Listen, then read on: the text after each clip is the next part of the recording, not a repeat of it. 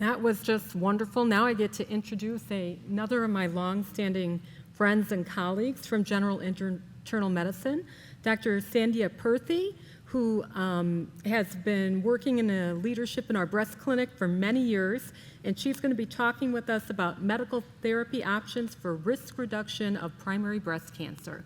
And with that, welcome, Sandhya.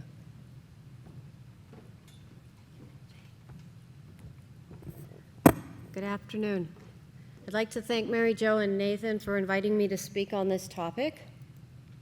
I do not have any financial disclosures, but I do have off-label use. I'll be talking about 2 drugs, exemestane and anastrozole, for breast cancer prevention. So the objectives of my talk are to share with you some tools that we use to help assess who's at high risk for breast cancer. I'll also go over some evidence-based guidelines on medications, specifically the SERMs, tamoxifen and raloxifene, and the aromatase inhibitors that have been used for risk reduction of primary breast cancer. We'll give you an algorithm that I think you'll find helpful when trying to decide which of these medications to offer to your patient who is asking about a risk reduction therapy. We'll go over some risks and benefits and how we use a shared decision approach. And then I want to share with you some new research that we have started here at Mayo to try and individualize or personalize risk prediction and who's eligible for preventive therapy.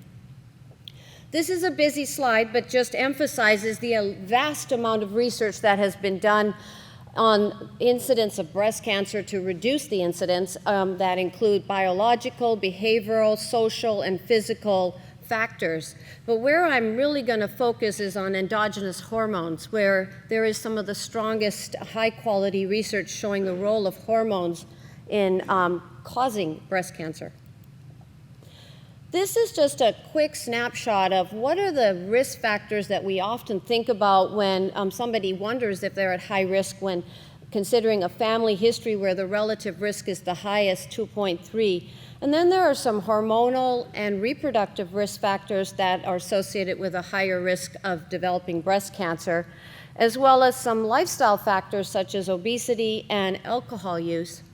But the last 4 are actually lifestyle factors that have been shown to prevent breast cancer, both breastfeeding and exercise. But the focus of my talk is really on the medications here at the bottom, where there is very good evidence that they have been shown to reduce breast cancer risk. So I think of a pyramid, and Dr. Fabian showed you a similar pyramid for menopause management. We have one for